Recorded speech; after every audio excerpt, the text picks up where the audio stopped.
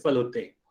एक तरीके से ऐसे भी याद रखिएगा कि जब भी आपसे पार्श्व पृष्ठीय क्षेत्रफल पूछा जाए तो पार्श्व पृष्ठीय क्षेत्रफल का मतलब होता है 4 दीवारों का क्षेत्रफल। तो आपके एग्जाम में सीधे सीधे पूछा जा सकता है कि एक कमरे का 4 दीवारों का क्षेत्रफल बताइए, तो पार्श्व पृष्ठीय क्षेत्रफल ही पूछा जा रहा और कुछ नहीं पूछा जा रहा। ठीक है।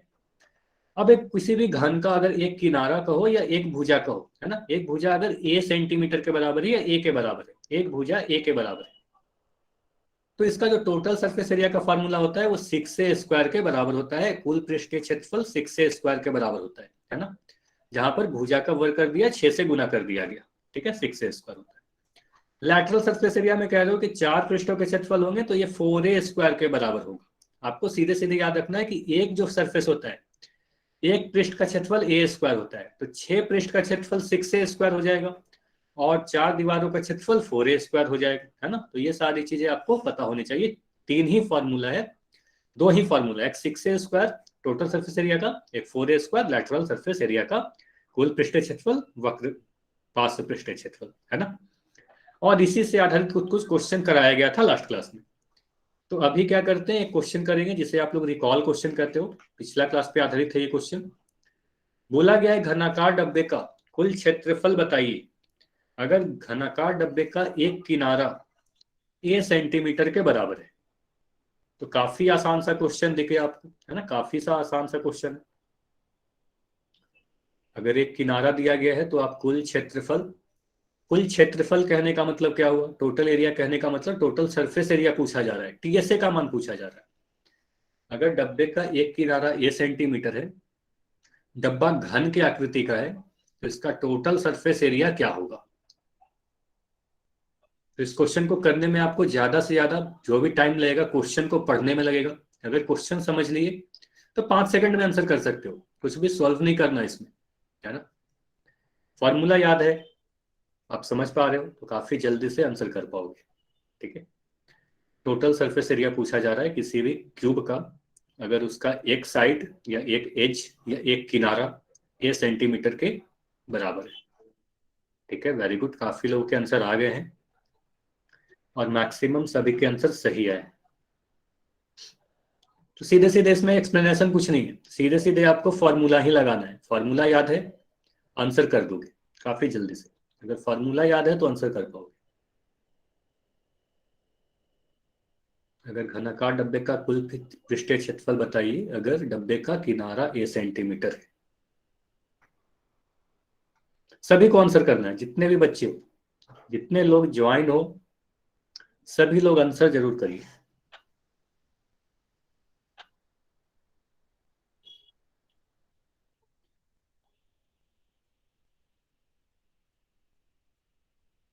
ठीक है, 10 सेकंड और रुकेंगे क्योंकि काफी आसान सा क्वेश्चन है, सीधे सीधे फॉर्मूला ही पूछा गया है। 10 सेकंड काफी है अब आंसर करने के लिए।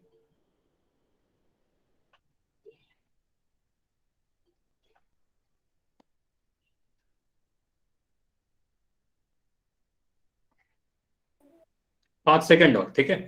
अगर डब्बे का किनारा ए है तो डब्बे का कुल क्षेत्रफल या कुल पृष्ठीय क्षेत्रफल क्या होगा। 5 सेकंड और रुकेंगे, 5 4 3 2 1। चलिए अब मैं बंद कर रहा हूँ चैट, आपका पोल सेक्शन एंड किया जा रहा है और अब आपका चैट सेक्शन ओपन है। चलिए ठीक है, सबसे पहले ये ध्यान देना है कि डब्बे का कुल क्षेत्रफल पूछा जा रहा है, इसका मतलब कुल पृष्ठीय क्षेत्रफल पूछी जा रही है, मतलब टोटल सरफेस एरिया पूछा जा रहा है। ठीक है, अब अगर कुछ भी नहीं दिया गया, ठीक है, अब बोलिएगा डब्बा दो तरीके का हो सकता है सर, या तो बंद डब्बा होगा या खुला डब्बा होगा, है ना। डब्बा या तो बंद डब्बा हो सकता है या खुला डब्बा हो सकता है ना। एक तरफ से खुला हो सकता है, बेस तो उसमें होगा ही, अगर डब्बा है तो बेस तो होगा ही। अब ऊपर वाला जो ढक्कन जिसे कहते हो, कैप जो कहते हैं, वो है या नहीं है, ये आंसर हो सकता है, क्वेश्चन हो सकता है। तो अगर कुछ भी नहीं दिया गया है तो आपको मानना है कि जो भी डब्बा है वो बंद आकृति है ना, बंद डब्बा है। अगर खुला डब्बा होगा तो वो बोला जाएगा क्वेश्चन में कि यह डब्बा खुला हुआ है ना। तो अगर कुछ भी नहीं बोला गया मतलब आपसे टोटल सरफेस एरिया पूछी जा रही है। किनारा अगर ए है तो किसी घन का टोटल सरफेस एरिया कितना होता है, 6 गुना ए स्क्वायर, यानी 6 ए स्क्वायर। और बोलोगे इकाई सर भुजा सेंटीमीटर में दी गई है तो हम सेंटीमीटर स्क्वायर लगा देंगे, तो ऑप्शन हमारा डी सही उत्तर होगा। समझ में आया? काफी आसान सा है, इसमें टोटल बोला गया है। हाँ, इतना क्लियर है? तो ऑप्शन डी हमारा सही उत्तर होगा, क्योंकि सीधे सीधे आपने फॉर्मूला पढ़ रखा है, किसी घन का टोटल सरफेस एरिया 6 स्क्वायर के बराबर होता है अगर उसका एक भुजा ए सेंटीमीटर या ए के बराबर। ठीक है, चलिए, तो ये तो काफी आसान सा क्वेश्चन था। अब हम लोग स्टार्ट करते हैं अपनी आज की फर्स्ट टॉपिक, सिलेंडर के बारे में, यानी बेलन के बारे में। तो जब भी द्विविमीय आकृति या त्रिविमीय आकृति में अंतर समझाया जा रहा था या त्रिविमीय आकृति दिखाई जा रही थी। अच्छा अंचल, इसमें समझने का कुछ नहीं है, सिंपल सा आपको बस ये याद रखना है कि अगर किसी भी डब्बे का या किसी भी घन का एक भुजा ए है तो उसका कुल पृष्ठीय क्षेत्रफल यानी टीएसए का फॉर्मूला 6a स्क्वायर होता है। अगर ये आपको पता है तो सीधे सीधे देखो, कुल क्षेत्रफल ही तो पूछा जा रहा है। कुल क्षेत्रफल यानी टोटल एरिया, और इसे ही टोटल सरफेस एरिया या कुल पृष्ठीय क्षेत्रफल कहते हैं। और 6a स्क्वायर इसलिए हमारा आंसर हुआ क्योंकि सीधे सीधे हमारे पास फॉर्मूला है। ठीक है, तो 6a स्क्वायर आप कह सकते हैं। तो जब भी आपको सिलेंडर या त्रिविमीय आकृति पढ़ाई जा रही थी, वहां पर बेलन बनाकर दिखाया गया था ना, बेलन बताई गई थी कि इस तरीके का बेलन होता है, कुछ उदाहरण भी बताए गए थे आप। तो बेलन कुछ इस तरीके से बनाते हो, एक वृत्त ऊपर बनाते हो, फिर एक वृत्त नीचे बनाते हो और कुछ इस तरीके से मिला देते हो, तो इसी आकृति को बेलन कहते हैं, सिलेंडर कहते हैं। ठीक, अब देखिए सिलेंडर में क्या होता है, ऊपर में एक वृत्त होता है, नीचे में एक वृत्त होता है ना, ये सारी चीज होती है, और ये 3D आकृति है। सबसे पहले तो ये ध्यान दीजिएगा कि सिलेंडर क्या है, एक त्रिविमीय आकृति है, 3D आकृति है। क्यों? क्योंकि आप मान लो अगर अपने टेबल पे एक सिलेंडर को रखोगे तो आपके टेबल पर कुछ स्थान घेरेगा। ठीक है, इसकी कुछ ऊंचाई भी है, हवा में भी कुछ स्थान घेरेगा।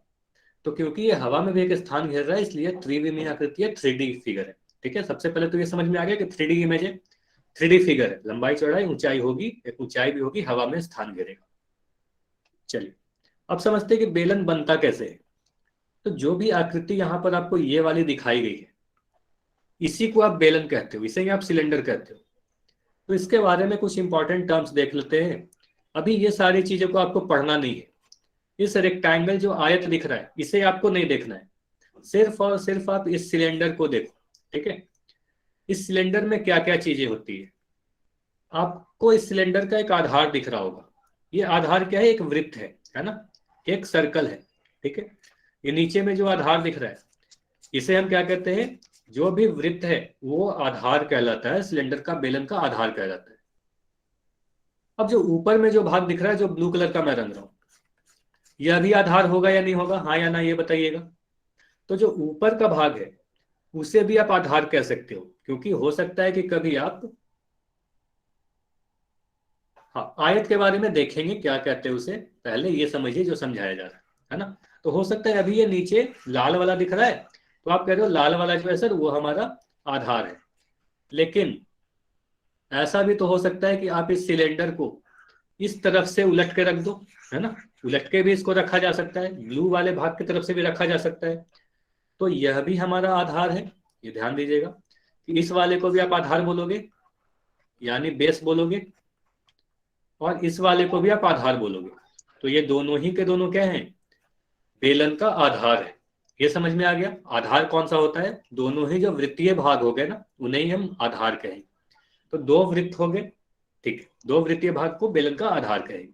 ठीक है, उसके बाद ये वाला जो भाग है, ये जो बीच में ये पूरा भाग आपको दिख रहा है, ये एक आयत होता है ना। अब पूछोगे सर ये आयत कैसे होता है, यहां पर कंफ्यूजन है, ये आयत कैसे होता है।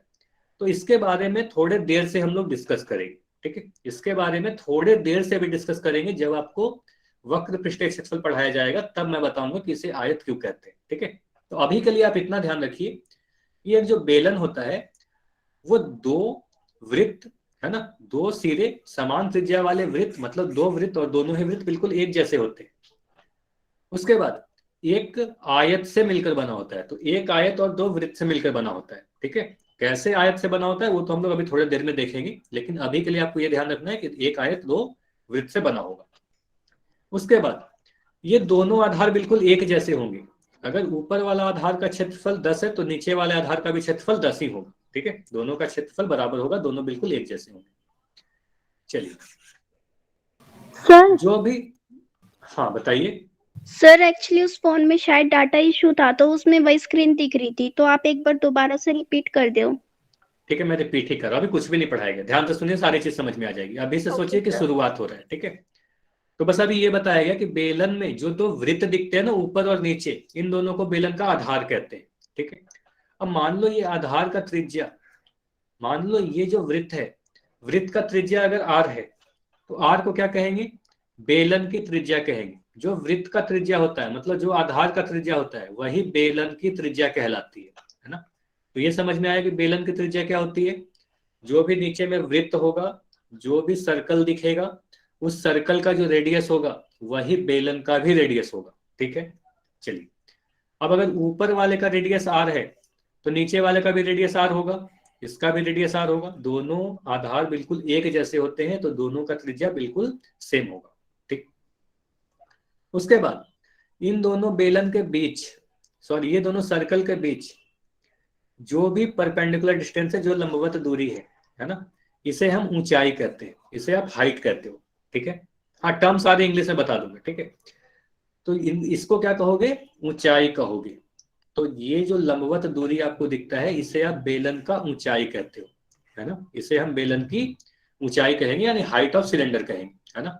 ये जो एच दिख रहा है, एच को क्या कहोगे, बेलन की ऊंचाई, यानी हाइट ऑफ सिलेंडर। इतना क्लियर है। हाइट क्या होगा, रेडियस क्या होगा। हाइट ऑफ सिलेंडर कहने का मतलब जितनी भी उसकी बेलन की लंबाई दिख रही है ना। अगर रेडियस बोला जाए, रेडियस ऑफ सिलेंडर या त्रिज्या बेलन का, तो आप कहोगे जो भी आधार का त्रिज्या है वही बेलन का त्रिज्या हो जाएगा, और कुछ नहीं होगा, ठीक है। अब अगर मैं बोलूं व्यास, व्यास किसे कहते हो, तो मान लो अगर इस वाले को आप रेडियस कह रहे हो, है ना, इस वाले को रेडियस कह रहे हो, तो इतना जो पूरा दूरी होगा, ये जो वृत्त दिख रहा है, इसका जो डायमीटर होगा वही बेलन का भी व्यास होगा। ये बताइएगा, जो वृत्त का व्यास होगा वही बेलन का व्यास होगा, है ना। तो आप बोलोगे जो भी वृत्त का व्यास होगा वही बेलन का व्यास होगा, उसे ही डायमीटर कहेंगे, ठीक है, वही डायमीटर कहेंगे। चलिए, अब मुझे बताओ, अगर किसी बेलन का त्रिज्या है 8 सेंटीमीटर, तो बेलन का व्यास कितना होगा, बेलन का व्यास कितना होगा, ये सभी को याद है ना। अगर त्रिज्या 8 सेंटीमीटर दी गई तो व्यास कितना होगा। सभी के आंसर अभी तक तो गलत आए हैं, ठीक है। हाँ, अब जाकर सही हुआ है 16 सेंटीमीटर, है ना। 16 सेंटीमीटर लिखोगे तभी आपका आंसर सही होगा। इकाई के साथ कई बार आपको बोला गया 16 सेंटीमीटर। तो जब भी डायमीटर पूछा जाए, तो आप त्रिज्या को दोगुना कर दोगे, क्योंकि आपको पता है कि डायमीटर जो होता है, यानी व्यास जो होता है, त्रिज्या का दोगुना होता है। तो आप कहोगे 2 × 8 यानी 16 सेंटीमीटर, ठीक है। चलिए, अब बताइए, मान लो अगर आपसे डायमीटर दिया गया, आपको डायमीटर दिया गया है 20 सेंटीमीटर, तो त्रिज्या कितना होगा। अगर डायमीटर यानी व्यास दिया गया है 20 सेंटीमीटर, तो बेलन की त्रिज्या क्या होगी। तो आप बोलोगे बेलन की जो त्रिज्या होगी वो 10 सेंटीमीटर हो जाएगी, है ना, 10 सेंटीमीटर हो जाएगी, आधा हो जाएगा, है ना, 10 सेंटीमीटर हो गया। तो अभी तक आपने क्या समझा, ठीक है। अब एक बार समराइज कर रहा हूं, ठीक है, जिनकी भी छूट गई थी ध्यान से सुनिएगा। अभी तक इतना ही बताया गया कि बेलन दो वृत्त और एक आयत से मिलकर बना होता है। जो दोनों वृत्त होते हैं ऊपर और नीचे, इसे बेलन का आधार कहते हैं, है ना। जो बेलन के आधार का त्रिज्या होगा, क्योंकि यह वृत्त है तो त्रिज्या होगा, जो भी बेलन के आधार का त्रिज्या होगा वही बेलन का त्रिज्या कहलाता है। और जो इनके बीच की लंबवत दूरी होती है, जो परपेंडिकुलर दूरी होती है, उसे ही हम ऊंचाई कहते हैं बेलन का, या हाइट ऑफ सिलेंडर कहते हैं, या रेडियस ऑफ सिलेंडर कहते हैं, ये सर्कुलर पार्ट का रेडियस को। इतना क्लियर है। चलिए, तो जो भी चीज अभी तक पढ़ाई गई वो सारी चीज यहाँ पर लिख रखी है, जल्दी से आप इसके स्क्रीनशॉट ले सकते हो, ठीक है, जो भी अभी तक पढ़ाया गया, है ना। तो यहाँ पर यही बताया गया कि बेलन बना किस चीज से होता है, दो वृत्त और एक आयत से। बेलन में क्या होता है, ये जो वृत्त होते हैं, ये वृत्त बेलन का आधार होता है। दो आधार होते हैं, और दोनों आधार के बीच की जो लंबवत दूरी होती है उसे ही ऊंचाई कहते हैं, और आधार जो वृत्त है उसी की त्रिज्या को बेलन की त्रिज्या कह देंगे, ठीक है। चलिए, अब आगे बढ़ते हैं, पढ़ते हैं हम लोग curved surface area and total surface area क्या होता है ना, किसका, सिलेंडर का। तो total surface area and curved surface area of cylinder का क्या होगा, अगर आपके एग्जाम में पूछा जाएगा तो आप कैसे कैलकुलेट करोगे, कैसे आंसर दोगे, है ना। हिंदी में क्या कहते हैं, बेलन का वक्र पृष्ठीय क्षेत्रफल और कुल पृष्ठीय क्षेत्रफल। तो इतना तो आप सभी को पता है। ये जो टोटल सरफेस एरिया है, ये ध्यान दीजिएगा, घनाभ में भी आपको टोटल सरफेस एरिया पढ़ाया गया, घन में भी टोटल सरफेस एरिया पढ़ाया गया, जिसे आप टीएसए लिखते हो, है ना, टीएसए लिखते हो। और इसी टीएसए को आप कुल पृष्ठीय क्षेत्रफल कहते हो, है ना। इसी टोटल सरफेस एरिया को कुल पृष्ठीय क्षेत्रफल कहते हो। उसके बाद आपको ये पता है कि वक्र पृष्ठीय क्षेत्रफल, एक नया चीज आपको दिखा है, कर्व्ड सरफेस एरिया, इसके बारे में अब तक नहीं पढ़ाया गया। तो कर्व्ड सरफेस एरिया के बारे में आपको बता दूं कि इसे आप सीएसए लिखोगे, है ना। कर्व्ड सरफेस एरिया को शॉर्ट फॉर्म में क्या लिखोगे, सीएसए, कर्व्ड सरफेस एरिया, जिसका मतलब क्या होता है, वक्र पृष्ठीय क्षेत्रफल। तो ये समझते हैं कि वक्र पृष्ठीय क्षेत्रफल होता क्या है, टोटल सरफेस एरिया होता क्या है, उसके बाद उसको कैलकुलेट कैसे करेंगे, क्या क्या चीजें आपको पता होनी चाहिए। अब देखो यहां पर आपको डाउट हो सकता है कि यहां पर क्या लिखा है, बेलन का वक्र पृष्ठीय क्षेत्रफल बराबर आयताकार शीट का क्षेत्रफल। अब बोलोगे सर आयत कहां से आ गया, आयताकार शीट की बात कहां से आ गई। तो इसको समझने के लिए पहले समझते हैं कि वक्र पृष्ठीय क्षेत्रफल होता क्या है। तो इस आकृति में देखो यह हमारा एक बेलन है, तो इसका जो यह वाला भाग है, जिसे मैं अभी हरे कलर का दिखा रहा हूं, ये वाला भाग, है ना, ये पूरा जो बेलन का भाग है, मतलब ये आधार, ये जो दोनों आधार हैं, इन दोनों आधार को छोड़ देना है, दोनों बेस को छोड़ देना है। मतलब मान को इमेजिन कर लो, एक ऐसा पाइप है जो दोनों ही तरफ से खुला हुआ है ना, एक बेलन जो दोनों ही तरफ से खुला हुआ है। तो आप उसका जो क्षेत्रफल होगा, जो वक्र भाग होगा, उसी के क्षेत्रफल को हम क्या कहेंगे, इसका वक्र पृष्ठीय क्षेत्रफल, या उसे ही हम सी एस ए कहेंगे। इतना क्लियर है कि सी एस ए होता क्या है, मतलब बेलन में ये जो आधार और ये दोनों जो आधार है ना, इन दोनों आधार को छोड़कर ये जो भाग दिख रहा है, इस भाग के क्षेत्रफल को ही हम बेलन का वक्र पृष्ठीय क्षेत्रफल कहते हैं, कर्व्ड सरफेस एरिया कहते हैं। चलिए अब ये समझते हैं कि यहां पर ऐसा क्यों लिखा गया है कि आयताकार शीट का क्षेत्रफल। ठीक है, अब चलिए मैं अपना स्क्रीन को रोक रहा हूं, अभी आपको मेरी स्क्रीन नहीं दिखेगी। ठीक है, चलिए तो अभी ध्यान से देखिएगा, अभी आपके स्क्रीन पर क्या लिखा हुआ था, यही लिखा हुआ था बेलन का जो वक्र पृष्ठीय क्षेत्रफल होगा आयताकार शीट का क्षेत्रफल होगा। तो अभी आपको यह भी समझना है कि बेलन और आयत में क्या संबंध है। तो अभी देखो, अभी आपको क्या दिख रहा है, एक पेपर दिख रहा है ना, ये जो पेज है सभी को दिख रहा है ना। मोबाइल को आप रोटेट कर लीजिएगा तभी सारी चीज दिख पाएगी, मोबाइल को रोटेट कर लेना है। ठीक है, तो ये जो है आयताकार शीट है, एक कागज है, इसको यहां पर आपको दिख रही होगी, ये हमारा लंबाई है। ठीक है, ये हमारा लंबाई है ना, बेलन का, सॉरी आयत का लंबाई है। ये वाला देखो, ये वाले भाग को देखो, ये चौड़ाई है, ये आयत का चौड़ाई है ना, इसे आप चौड़ाई कहोगे। ठीक है, अब चौड़ाई की जगह पर देखो बी भी लिखा हुआ है, एच भी लिखा हुआ है, बी भी लिखा हुआ है, एच भी लिखा हुआ है। अभी आपको समझ में आ जाएगा कि यहाँ पर बी और एच क्यों लिखा गया है ना। अब देखो अगर मैं इसे घुमा दूं इस तरीके से, अगर रोटेट करूं, ठीक है, अगर मैं इस तरीके से इसको रोटेट करता हूं, तब आपको ये देखो, ये आपको दिख रहा होगा कि एक जो आयत था उसी को रोटेट करके एक बेलन बना दिया गया। दिख रहा है सभी को, एक आयत को रोटेट करके एक बेलन बना दिया गया, सभी को दिख रहा है, चैट सेक्शन में लिख के बताइए।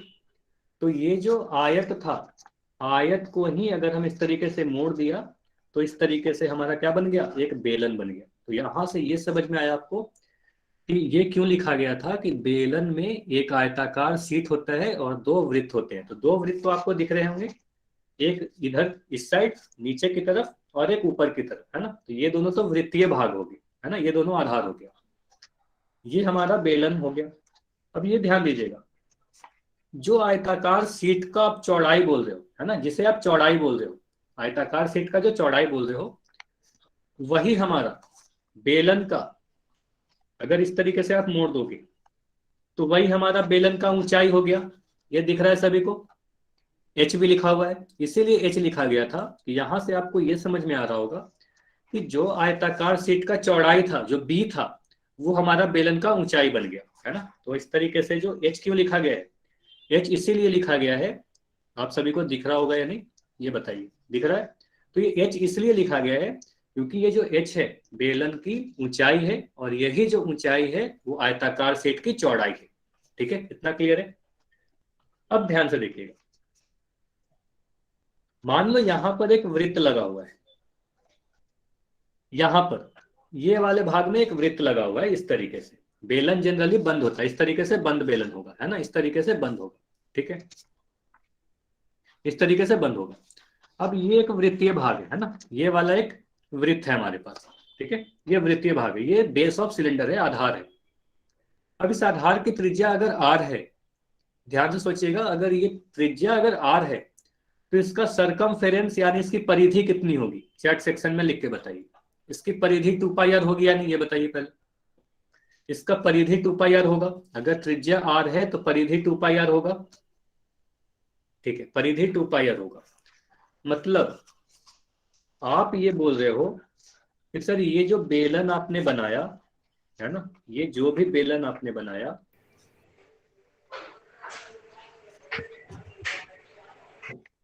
ठीक है, कुछ कुछ साथ के साथ लिखते भी चलोगे। पहले तो ये लिखोगे कि आयताकार शीट का जो चौड़ाई होगा वो बेलन की ऊंचाई हो जाएगी, ये लिख लोगे, आयताकार शीट का चौड़ाई बराबर बेलन का ऊंचाई। सभी ने लिख लिया, आयताकार शीट का चौड़ाई बेलन की ऊंचाई के बराबर हो जाएगी, क्योंकि वो सारी चीज यूज आएंगी, अभी फॉर्मूला जब डिराइव करेंगे तो सारी चीज लिखा जाएगा। उसके बाद आपने ये बोला कि सर ये जो परिधि है ये 2 पाई आर के बराबर है। मान लो अगर इसका त्रिज्या आर है, अगर इसका त्रिज्या आर है तो इसका जो परिधि है ये परिधि 2 पाई आर के बराबर होगा। अब ये जो 2 पाई आर, इसे आप जब खोलोगे तो आपको ये दिखेगा कि ये तो हमारा लंबाई है, ये तो आयत का लंबाई है जिसे आप 2 पाई आर बोल रहे थे, तो आपको दिख रहा होगा 2 पाई आर लिखा हुआ है ना। तो ये जो 2 पाई आर है वही लंबाई के बराबर है। तो जो आयत सॉरी जो आपका सिलेंडर है, जो बेलन का जो परिधि है वही लंबाई होगी आयत की। तो ये समझ में आया, बेलन का जो परिधि है या जो भी उसकी लंबाई है, ये ध्यान दीजिएगा, ये जो आयताकार शीट का जो लंबाई है वही 2 पाई आर के बराबर हो जा रही है। इतना क्लियर है सभी को, ठीक है। तो दो चीज यहां पर निकल के आया, ठीक है, यहां तक से हमें दो चीज समझ में आया। पहला चीज ये समझ में आया कि जो भी आयत का चौड़ाई है वो बेलन का ऊंचाई बन जाएगा, ये लिख लिया आप सभी ने। अगर त्रिज्या आर है तो जो परिधि 2 पाई आर हो रही है वही 2 पाई आर बेलन की सॉरी वो आयताकार शीट की लंबाई है ना, आयताकार शीट की लंबाई है, ठीक है। अब हम लोग फॉर्मूला डिराइव करते हैं, ठीक है, अब हम लोग फॉर्मूला डिराइव करते हैं। अगर स्क्रीन फिर से दिखेगा तो चैट सेक्शन में वाई लिख के बताइएगा।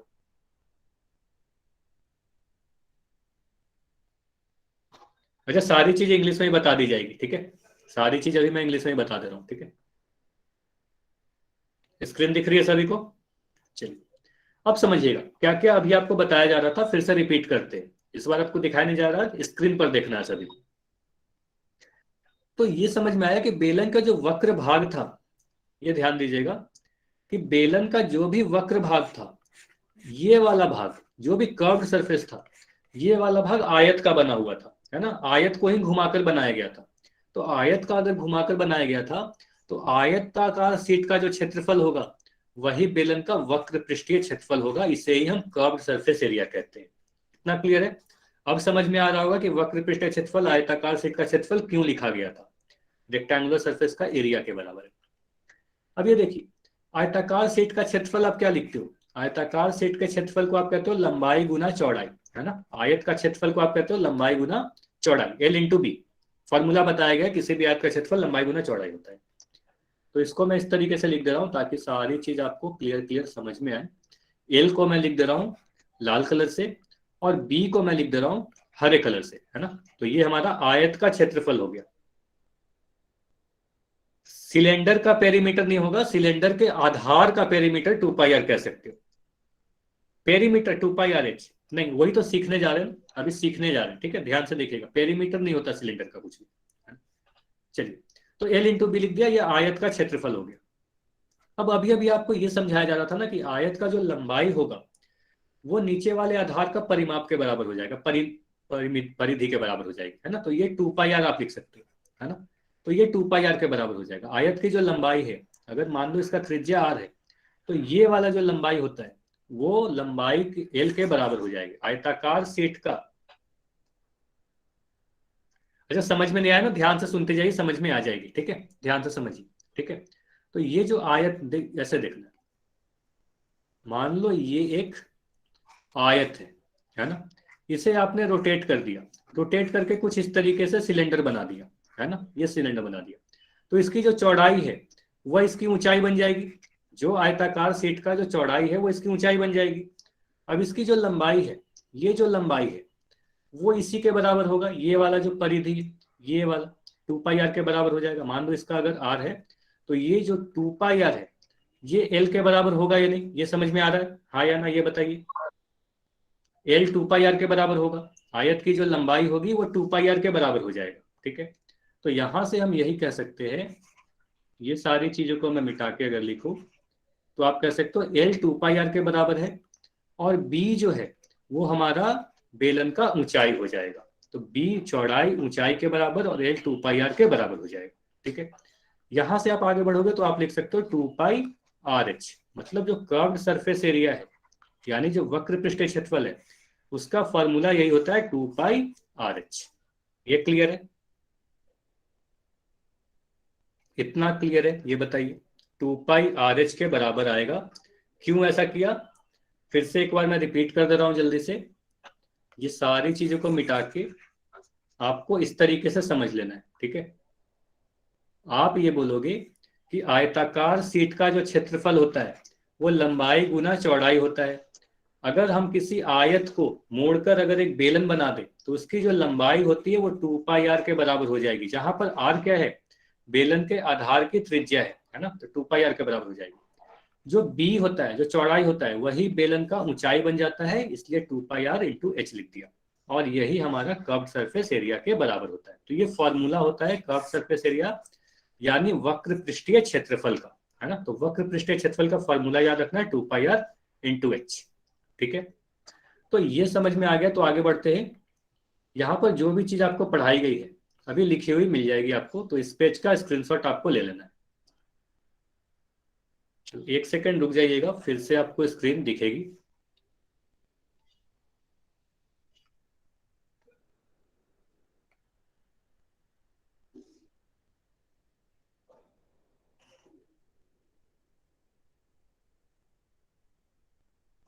चलिए, अब स्क्रीन दिख रही है सभी को? चलिए, हाँ, अब देखना है।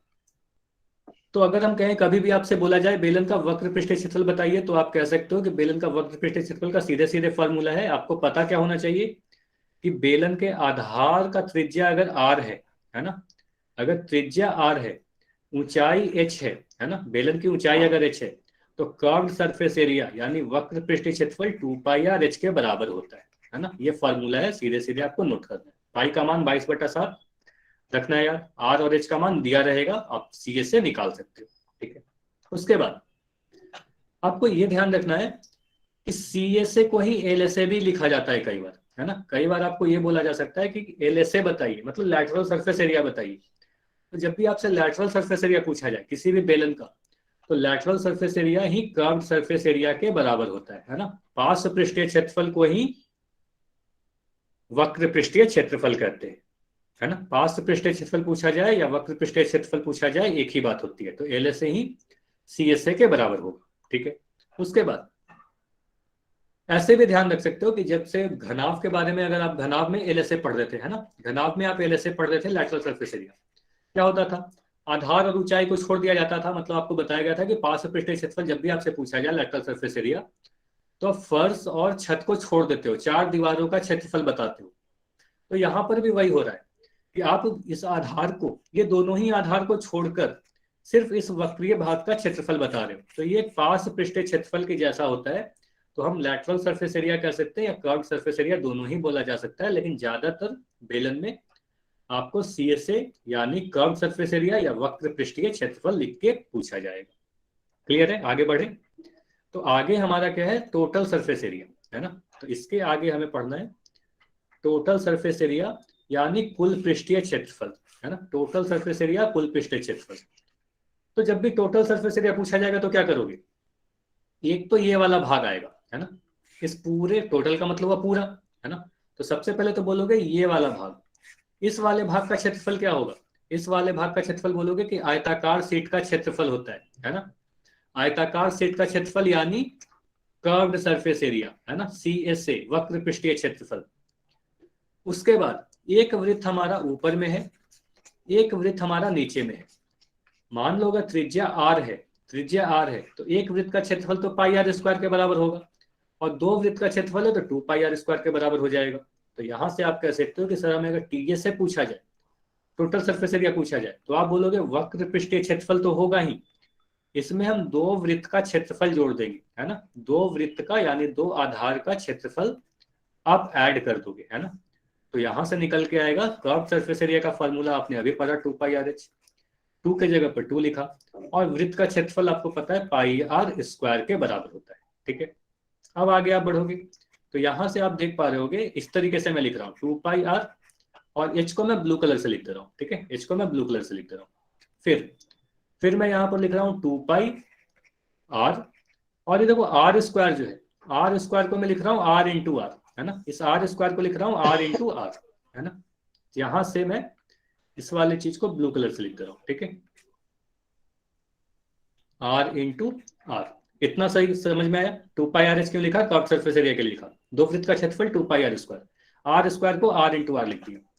यहां से आप अगर 2 पाई आर कॉमन ले लेते हो, 2 पाई आर दोनों ही जगह दिख रहा है, कॉमन ले लिया, तो ब्रैकेट में आपको क्या मिलेगा, ब्रैकेट में आपको मिलेगा एच प्लस आर, है ना। तो यहां से आपका फॉर्मूला आ गया total surface area of cylinder का, है ना। किसी भी बेलन का कुल पृष्ठीय क्षेत्रफल का फॉर्मूला क्या होता है, 2 pi R into H plus R. सभी को नोट करना है, काफी इंपॉर्टेंट फॉर्मूला है सारे, है ना। फॉर्मूला आया कहां से ये भी ध्यान रखना है। ये क्लियर है, 2 pi R into H plus are.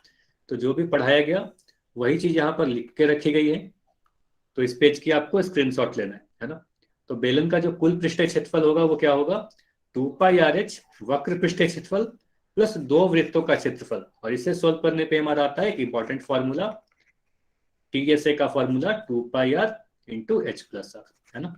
आप इसको आर प्लस एच भी लिख सकते हो, एच प्लस आर भी लिख सकते हो, कुछ भी लिख सकते हो, दोनों ही सही है ना। 2 pi R into H R plus H भी लिख सकते हो। अगर ये सारी चीज समझ में आ गई है तो वाई लिख के बताइए, फिर क्वेश्चन करेंगे, और यहां तक कोई भी डाउट है तो अभी आप डाउट पूछ सकते हो। ठीक है, फिर क्वेश्चन करेंगे। तो दो फॉर्मूला आपके पास है, वक्र पृष्ठीय क्षेत्रफल का 2 pi R H, total surface area का कुल पृष्ठीय क्षेत्रफल का 2 pi R into H plus R. चलिए, तो पहला क्वेश्चन है आपके सामने, धातु की एक चादर 3 मीटर ऊंची है ना, मतलब बोला जा रहा है कि धातु की चादर जो है 3 मीटर ऊंची है, और इसका त्रिज्या 0.5 मीटर त्रिज्या है, और ये बंद है ना, बंद टंकी बनानी है इससे, तो इसमें कितनी चादर की आवश्यकता होगी।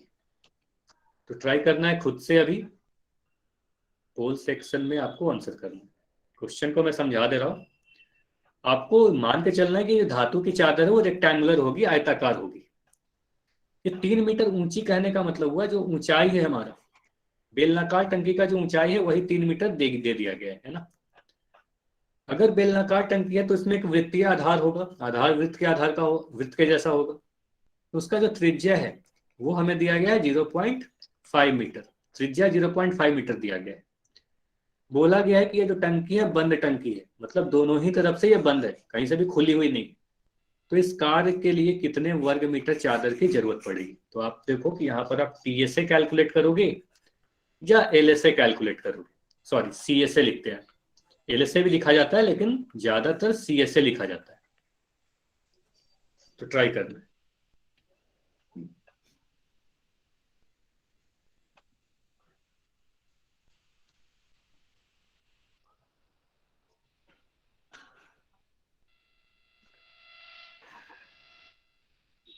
देखिए धातु की चादर अगर 3 मीटर ऊंची है, मतलब ऊंचाई दी गई है, त्रिज्या दिया गया है 0.5 मीटर, एक बंद टंकी बना रही है इससे, ठीक है, एक बंद टंकी की बात की जा रही है।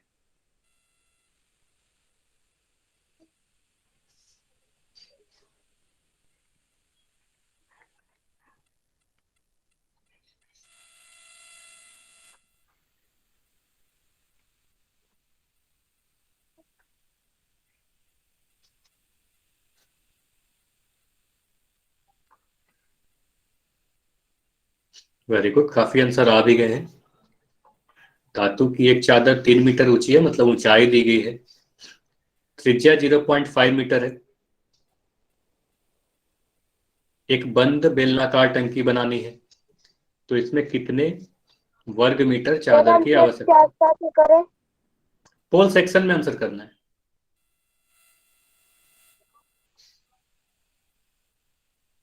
नहीं, आंसर होने के बाद चैट कैसे करें?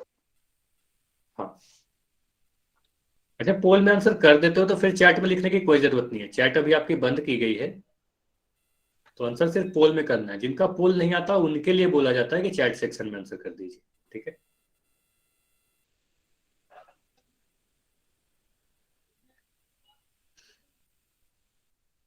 चलिए, काफी लोगों के आंसर आ गए हैं, और भी जितने भी बच्चे हो जल्दी जल्दी सोल्व करना है, आंसर करना है।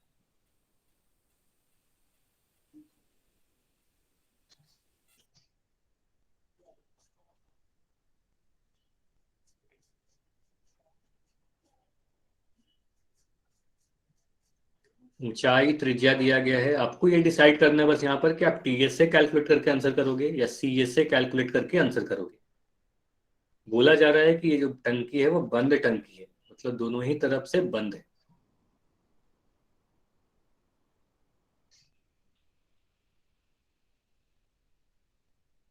चलिए 10 सेकंड और रुकेंगे, उसके बाद पोल को एंड किया जाएगा, ठीक है। अगर अब तक नहीं आंसर किया तो जल्दी से आंसर करना है। 10 सेकंड और है आपके पास, आखिरी 10 सेकंड्स और है।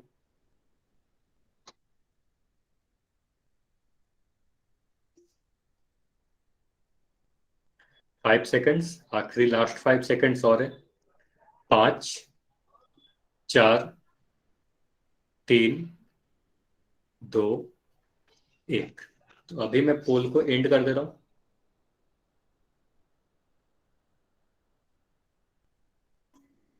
चलिए, अब आपका चैट सेक्शन ओपन है, कोई भी डाउट हो चैट सेक्शन में पूछना है। चलिए, अब यहां पर आपको क्या दिख रहा है? आप कह रहे हो ये जो भी धातु की चादर है वो 3 मीटर ऊंची है, मतलब ऊंचाई दिया गया है 3 मीटर, त्रिज्या दी गई है 0.5 मीटर। तो यहां से आप सोल्व करोगे तो आप बोलोगे ये जो बेलन है, जो भी टंकी है वो बंद टंकी है। मतलब बंद होने का मतलब नीचे में भी आधार भी है, और ऊपर में जो ढक्कन होता है, जो कैप है, वह भी है ना। तो यहाँ पर आप टीएसए कैलकुलेट करोगे, है ना, टीएसए कैलकुलेट करोगे, क्योंकि दोनों ही तरफ से बंद टंकी है ना। तो दोनों ही तरफ से अगर बंद टंकी है, मतलब इसमें एक वक्र पृष्ठीय क्षेत्रफल तो होगा ही, ये वाला क्षेत्रफल तो होगा ही। यहाँ पर भी आधार में भी, दोनों ही आधार में चादर लगाया गया है, तो आप इसका टोटल सरफेस एरिया कैलकुलेट करोगे, टीएसए कैलकुलेट करोगे, है ना। तो यहाँ से टीएसए का फॉर्मूला क्या होता है? टीएसए का फॉर्मूला होता है 2πr into H plus are. अब अगर ये फॉर्मूला याद है तो सभी के मान भर देना है। आप 2 के जगह पर 2 लिखोगे, आई के जगह पर आपने 22/7 रखा, है ना, आर के जगह पर आपने 0.5 रखा, फिर एच के जगह पर आपने 3 रखा, और आर के जगह पर 0.5 रखा। अब इसको सोल्व करना है आपको, आगे बढ़ोगे क्या करोगे? 2 लिखोगे, फिर आप लिखोगे 22/7 इंटू 0.5 इंटू 3, और 0.5 को जोड़ोगे तो कितना मिलेगा? आप बोलोगे 3.5 मिलेगा। 3 को 0.5 में जोड़ा, 3.5 मिल गया। अब इसको सोल्व करने के लिए इस पॉइंट को मैं हटाया तो नीचे में एक 10 लिख दिया, फिर इस पॉइंट को हटाया तो फिर यहाँ पर 10 लिख दिया, है ना। इस तरीके से लिखने का मतलब पॉइंट हट गया है, नीचे में एक 10 लिख दिया, वो 5/10 हो गया। ये 35/10 हो गया, है ना, 35/10 लिखा गया। अब इसको काटते हैं, है ना। काटने के बाद इसको सोल्व करोगे तो देखो 5 से अगर मैं 10 को काटू तो आप बोलोगे 2 बार में कटेगा, ठीक है।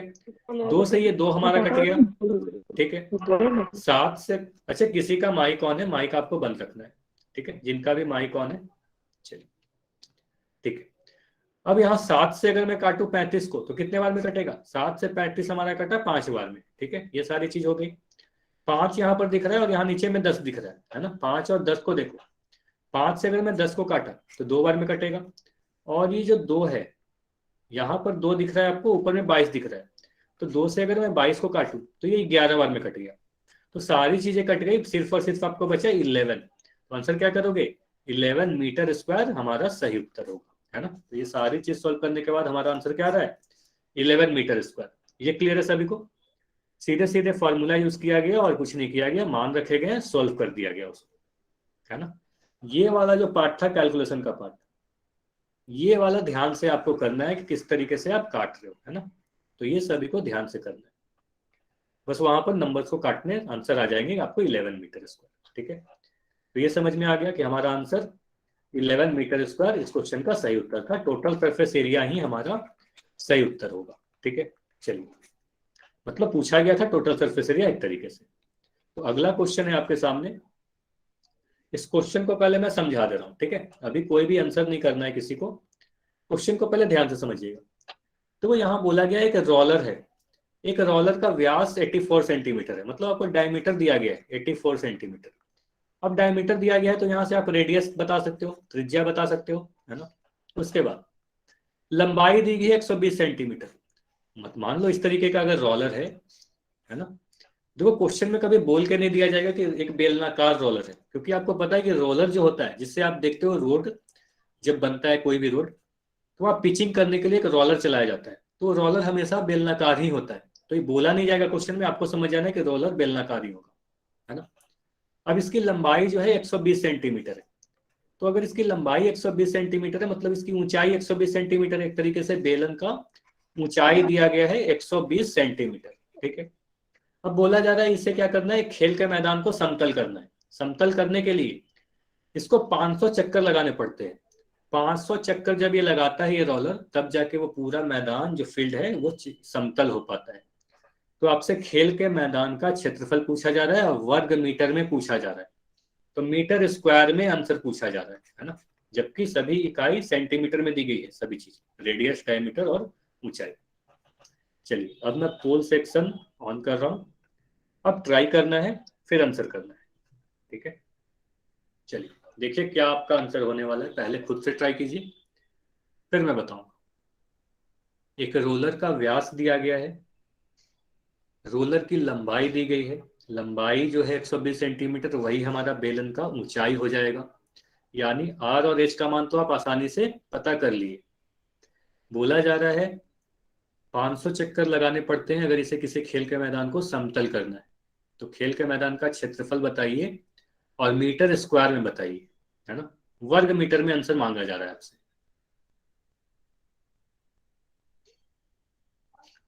देखिए दो आंसर तो ऑप्शन ए और बी तो सेंटीमीटर स्क्वायर में दिया गया है ना, और ऑप्शन सी और डी मीटर स्क्वायर में दिया गया है। तो अब देखिए मीटर स्क्वायर में आंसर पूछा जा रहा है, कौन सा आपका आंसर सही होगा।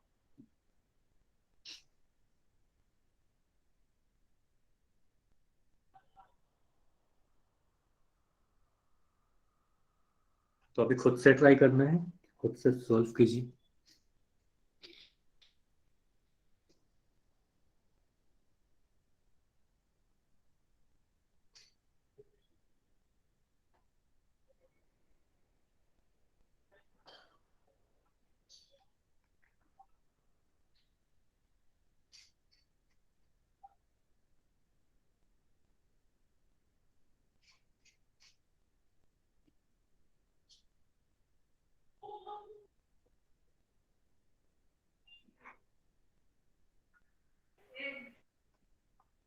ऐसे सभी को माइक बंद रखना है और ध्यान से सॉल्व करना है अभी। ठीक है, समय इसलिए दिया जा रहा है कि सभी लोग सॉल्व करें, क्वेश्चन आपके सामने है, सभी लोग सॉल्व करें।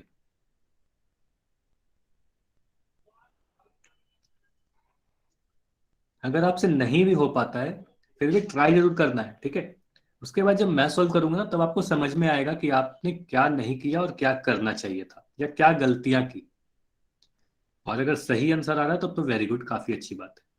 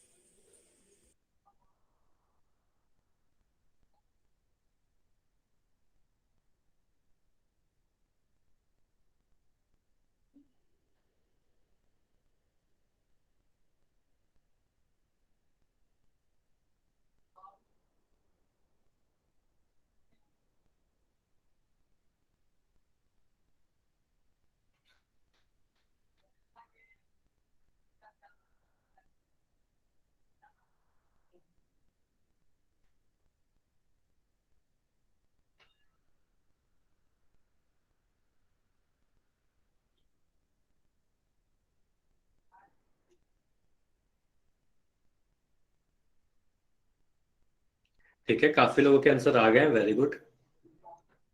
थोड़ी देर और वेट करते हैं, फिर इसको डिस्कस किया जाएगा। चलिए 15 सेकंड और दिया जा रहा है आपको, आखिरी 15 सेकंड और है, आपको ट्राई करते रहना है, और अगर हो गया है तो काफी अच्छी बात है। ठीक है, निमिषा अपना आंसर दिखा रही है, कितना आंसर आया आपका? ठीक है, वेरी गुड, आपका आंसर बिल्कुल सही है, वेरी गुड।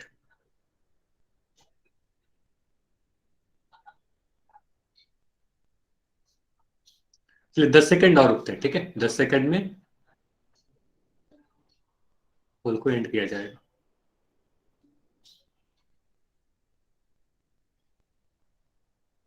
5 सेकंड और, आखिरी 5 सेकंड, 5, 4, 3, 2, 1। ठीक है, अब मैं पोल को एंड कर दे रहा हूं।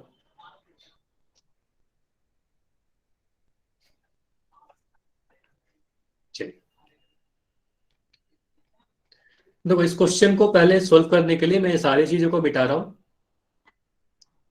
एक नए पेज पे इसे सोल्व करते हैं। ठीक है, अब यहां पर क्वेश्चन लिखा गया है, अब ध्यान से समझना है आपको। यहां बोला गया है कि रोलर का व्यास 84 सेंटीमीटर है।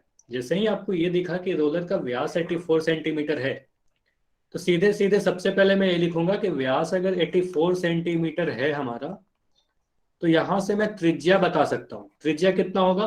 आप बोलोगे 84 को 2 से भाग लगा देंगे, यानी उसका आधा होगा 42 सेंटीमीटर। यहां तक क्लियर है? एक एक स्टेप आपसे पूछूंगा इस क्वेश्चन, इतना क्लियर है सभी का? तो रेडियस हमारा पता चल गया, 42 सेंटीमीटर आधा हो गया। उसके बाद आपका जैसा रोलर जो होता है, रोलर कुछ इस तरीके का होता है ना, इस तरीके का रोलर होता है। आपको एग्जाम में बोल के नहीं दिया जाएगा कि सिलेंड्रिकल रोलर है, आपको समझ लेना है कि रोलर है तो सिलेंड्रिकल ही होगा, बेलनाकार ही होगा। इसकी अगर लंबाई 120 सेंटीमीटर है, अगर लंबाई की बात की जा रही है, बोलोगे सिलेंडर में तो कुछ लंबाई आपने नहीं पढ़ाया, तो अगर बेलन की, सॉरी सिलेंडर, ये जो रोलर है, रोलर की जो लंबाई होगी वही हमारा सिलेंडर का ऊंचाई हो जाएगा, है ना, वही हमारा ऊंचाई हो जाएगा। तो हम कह सकते हैं जो बेलन है, इस बेलन का ऊंचाई हमारे पास आ गया 120 सेंटीमीटर। ठीक है, इतनी बातें क्लियर है? चलिए, इतना क्लियर है। अब आगे बढ़ते हैं। अब आपको बोला गया है कि इसको किसी खेल के मैदान को समतल करने के लिए कितने चक्कर लगाने पड़ते हैं? 500 चक्कर लगाने पड़ते हैं। तो खेल के मैदान का क्षेत्रफल बताइए। आप बोलोगे खेल का मैदान का क्षेत्रफल कैसे कैलकुलेट कर सकते हैं? ये समझ लीजिएगा, ये ध्यान रखिएगा, सभी लोग अपने कॉपी में नोट कर लीजिए कि किसी भी कोई भी बेलन, अगर आप उसे एक चक्कर लगाते हो उसको, है ना, कोई भी रोलर को अगर एक चक्कर लगाते हो, तो एक चक्कर में तय किया गया क्षेत्रफल, अपने कॉपी पर नोट कीजिए, किसी भी बेलन द्वारा एक चक्कर में तय किया गया क्षेत्रफल उसके वक्र पृष्ठीय क्षेत्रफल के बराबर होगा। ठीक है, एक चक्कर में क्या लिखोगे? एक चक्कर में तय किया गया, ठीक है, क्षेत्रफल क्या होगा? उसका वक्र पृष्ठीय क्षेत्रफल के बराबर होगा, है ना, वक्र पृष्ठीय क्षेत्रफल के बराबर होगा, यानी CSA के बराबर होगा। इतना क्लियर है सभी को? अब बोलोगे ऐसा क्यों होता है सर, वक्र पृष्ठीय क्षेत्रफल के बराबर क्यों होता है? अगर यह भी आपको समझना है तो आप इस तरीके से समझो। ठीक है, अभी मैं फिर से अपना स्क्रीन को स्टॉप कर रहा हूं, अब ध्यान से समझिए। अभी फिर से आपको वही वाला बेलन दिख रहा है, मान लो ये एक रोलर है ना, यह एक रोलर है। अब यहां पर जो लाइन दिख रही है, ये जो लाइन आपको दिख रहा है ना, ये जो लाइन आपको दिख रहा है, मान लो ये वाला लाइन अभी आपको दिख रहा हो, मान लो ये जो है एक रोड है, मान लो ये फील्ड है हमारा। इस फील्ड पे मैं कुछ इस तरीके से रख दिया, एक चक्कर कब पूरा होगा? इस तरीके से ये रोल करेगा, और जब वापस से वो वाला लाइन, जब फिर से जब वहां पर फिर से ग्राउंड पे जब आएगा, मतलब एक चक्कर जब पूरा करेगा, तभी ये जो लाइन फिर से दोबारा से ग्राउंड पर आएगा, तो आप बोलोगे एक चक्कर पूरा हो गया, है ना। एक रोलर को घुमाओगे, जब भी एक चक्कर पूरा होगा, मतलब ये लाइन दोबारा से ग्राउंड पे चिपक जाएगी, है ना। दोबारा से जब लाइन आएगी ग्राउंड पे, तब बोलोगे एक चक्कर पूरा हो गया। ठीक है, अब एक चक्कर में कितना क्षेत्रफल तय किया, रोड पे कितना क्षेत्रफल तय किया, इसका जो भी वक्र पृष्ठीय क्षेत्रफल होगा, इसका जो भी वक्र पृष्ठीय क्षेत्रफल होगा, कर्व सरफेस एरिया होगा, यही हमारा तय किया गया क्षेत्रफल होगा। ठीक है, तो जो भी फील्ड पे या रोड पे जो भी तय किया गया क्षेत्रफल होता है वो एक चक्कर में उसका वक्र पृष्ठीय क्षेत्रफल के ही बराबर होता है। इतना क्लियर है सभी को? ये समझ में आया कि ऐसा क्यों हो रहा है, ये बताइएगा। ठीक है, तो आपको ये समझ लेना है कि हमेशा याद भी रखिएगा, ठीक है, समझ तो लेना है, याद भी रखिएगा कि एक चक्कर में जो तय किया गया क्षेत्रफल होता है वो वक्र पृष्ठीय क्षेत्रफल यानी कर्व्ड सरफेस एरिया के बराबर होता है। तो कर्व्ड सरफेस एरिया आप कैलकुलेट कर सकते हो, मतलब एक चक्कर में कितना क्षेत्रफल तय करेगा। तो आप बोलोगे यह तो सर 2πr(h) के बराबर होगा, है ना, 2πr(h) के बराबर होगा। अब 2 के जगह पर 2 लिखोगे, पाई के जगह पर आप 22/7 लिखोगे, आर के जगह पर कितना लिखोगे, आर के जगह पर 42 लिखोगे, और एच के जगह पर आपने 120 लिखा। अब इकाई क्या डालोगे, बोलोगे सर ये जो 42 है यह भी सेंटीमीटर में है और 120 भी सेंटीमीटर में है ना। तो अगर ये दोनों ही सेंटीमीटर में है तो ये टोटल हमारा कर्व्ड सरफेस एरिया आ रहा है, जो भी वक्र पृष्ठीय क्षेत्रफल आ रही है वो सेंटीमीटर स्क्वायर में आएगा, सेंटीमीटर वर्ग में आएगा, क्योंकि ये दोनों सेंटीमीटर में दिया गया, त्रिज्या भी ऊंचाई। अब इसको सोल्व करना है आपको। तो ये 7 से काटा 42 को कितने बार में कटेगा, 6 बार में कटा, 7 6 या 42। अब यहां से आपने सोल्व किया इसे तो आपको मिलेगा 22 इंटू 2, इन दोनों को गुना किया तो आपको मिला 44, और इन दोनों को गुना किया तो आपको मिल जाएगा 720। ठीक है, 720। इन दोनों को गुना करके देखते हैं, 720 को 44 से गुना करोगे 44 से तो कितना आएगा, 72 इंटू 44, ये आ जाएगा आपका 4 2 जा 8, 7 4 जा 28, है ना। फिर से यहाँ पर आप लिख दोगे 4 2 जा 8, 28, है ना। यहां से आप सोल्व करोगे तो आपको मिल जाएगा 3168, है ना, 3168। और एक जीरो आपको दिख रहा होगा यहाँ पर लिखा हुआ है, तो यहां से एक जीरो और लगा दिया, है ना। तो यहां से आपको क्या पता चला, इतना से आपको ये पता चला एक चक्कर में तय किया गया क्षेत्रफल कितना होगा, 31,680 सेंटीमीटर स्क्वायर। इतना तक क्लियर है। एक चक्कर में कितना क्षेत्रफल होगा, उसका जो भी वक्र पृष्ठीय क्षेत्रफल होगा वही होगा 31,680 के बराबर। ठीक है, चलिए अब एक चक्कर में पूरा फील्ड समतल हो पाता है क्या, तो एक चक्कर में पूरा फील्ड समतल नहीं हो रहा, 500 चक्कर इसे लगाने पड़ जा रहे हैं, है ना, 500 चक्कर। तो आप बोलोगे 500 चक्कर में जितना भी क्षेत्रफल ये तय करेगा, 500 चक्कर में तय किया गया क्षेत्रफल कितना होगा, एक चक्कर में अगर 31,680 है तो 500 से गुना कर दोगे, है ना। एक चक्कर में जितना भी क्षेत्रफल होगा उसको 500 से आप गुना कर दोगे। ये क्लियर है, इतना समझ में आया कि 500 इंटू 31,680 क्यों किया, कि एक चक्कर में तय किया गया क्षेत्रफल 31,680 है, तो 500 चक्कर में तय किया गया क्षेत्रफल 500 गुना 31,680 हो जाएगा। इसको आप गुना करके देखो, 5 को मैं गुना कर रहा हूं अगर 318,168 से 3168 से, तो आपको मिलेगा 8 इंटू 5 0 4 4 8 1, ठीक है, 1840 मिलेगा। उसके बाद यहां पर आपको दिख रहा है 2 शून्य यहां पर और 1 शून्य यहां पर, तो 3 शून्य और लगा दिया, है ना, 3 शून्य और लगा दिया, 1 2 3। मतलब यहां पर कुछ नहीं है, बेसिक कैलकुलेशन है। 31,680 को 500 से आप गुना करके देखोगे आपको मिल जाएगा ये नंबर, ठीक है ना, ये जो भी है 18, 4 के बाद 4 शून्य है ना, तो ये आपको मिल रहा है। ठीक है, कितना क्लियर है, 18,40,000। ठीक है, 18,40,000 सेंटीमीटर स्क्वायर मिल गया। यही हमारा आंसर होगा क्या, यही हमारा आंसर होगा क्या, हाँ या ना, ये बताइएगा। 18,40,000 ही आंसर होगा क्या, नहीं, क्यों नहीं होगा, क्योंकि आप बोल रहे हो कि देखो क्वेश्चन में क्या लिख रखा है, खेल का मैदान का क्षेत्रफल मीटर स्क्वायर में बताइए, है ना, वर्ग मीटर में बताइए।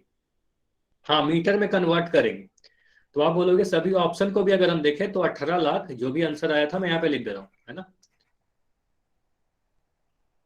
यही हमारा आंसर आया था।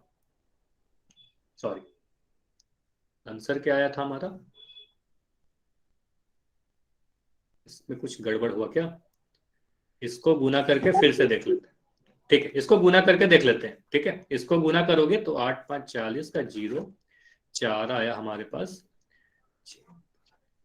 34 3 आया,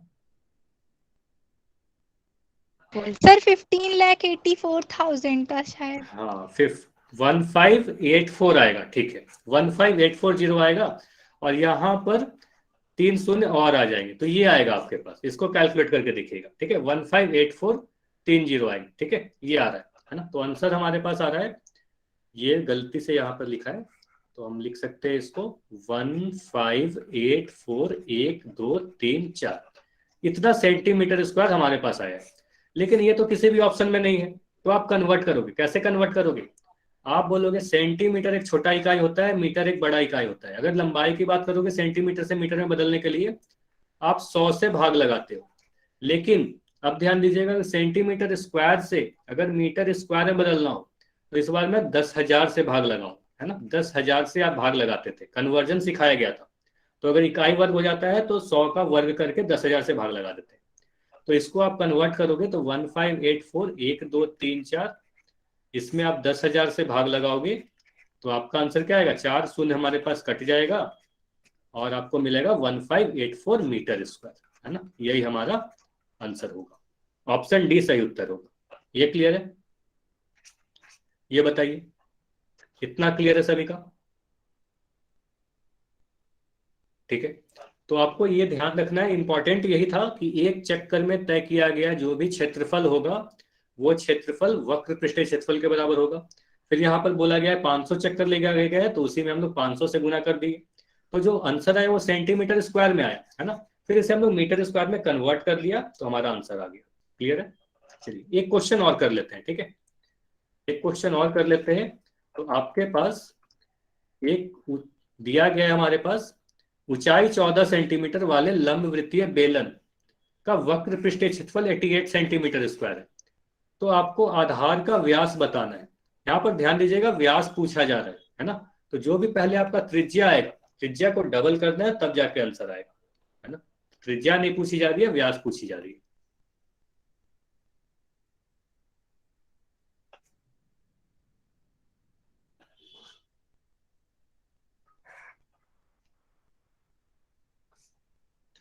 इस बार आपसे वक्र पृष्ठीय क्षेत्रफल दे दिया गया है,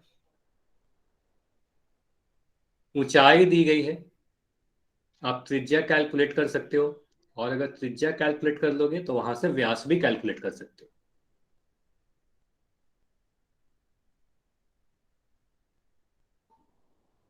इस क्वेश्चन के बाद होमवर्क डिस्कस कर लेंगे, ठीक है।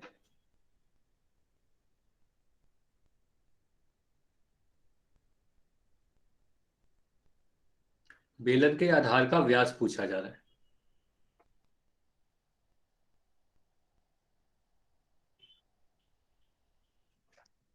अगर वक्र पृष्ठीय क्षेत्रफल दिया गया है, ऊंचाई दी गई है, तो आप आसानी से रेडियस निकाल सकते हो। रेडियस अगर पता चल गया तो आप आसानी से व्यास बता सकते हो।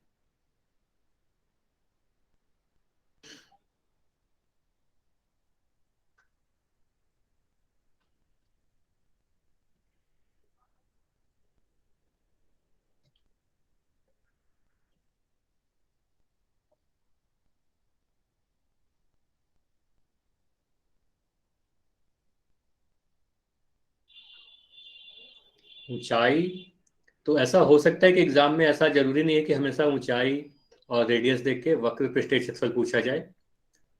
तो वक्र पृष्ठीय क्षेत्रफल या टोटल सरफेस एरिया, कुल पृष्ठीय क्षेत्रफल भी देखकर ऊंचाई या त्रिज्या में कोई एक मान देकर आपसे ऊंचाई या त्रिज्या पूछी जा सकती है या व्यास पूछा जा सकता है। त्रिज्या अगर पता चल गया तो व्यास तो काफी आसानी से आंसर कर सकते हो, ठीक है। चलिए 15 सेकंड और रुकेंगे, फिर एंड किया जाएगा, ठीक है। 15 सेकंड्स और है आपके पास।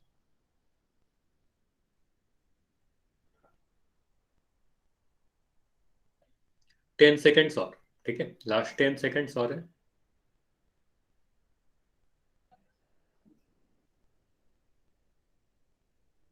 फाइव सेकेंड्स, लास्ट 5 सेकेंड्स और है। 5 4 3 2 1। चलिए अब मैं पोल को एंड कर रहा हूं और अब आपका चैट सेक्शन ओपन है। हाँ, तो इसको समझते हैं। आपको सीधे सीधे दिया गया है ऊंचाई, यानी h का मान दे रखा है 14 सेंटीमीटर, है ना। h का मान 14 सेंटीमीटर दे रखा है।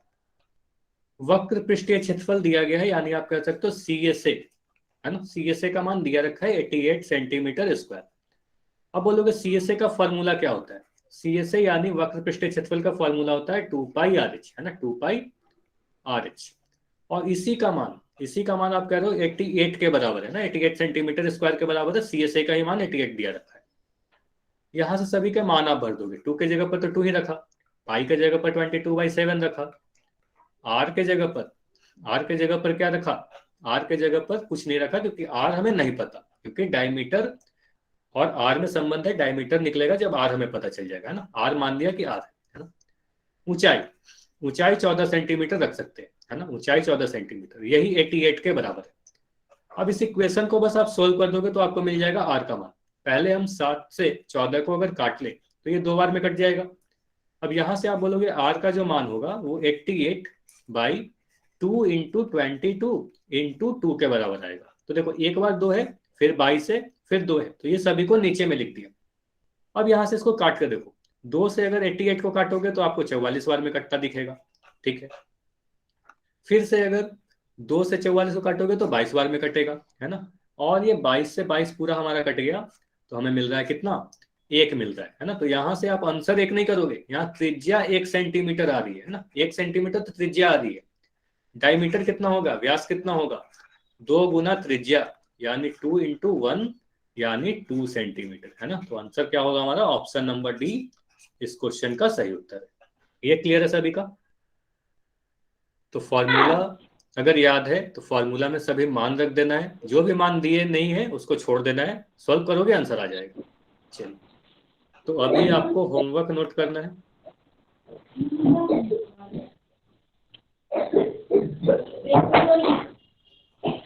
चलिए, तो 2 एक्सरसाइज आपके होमवर्क है, 5.1 और 5.2, ठीक है।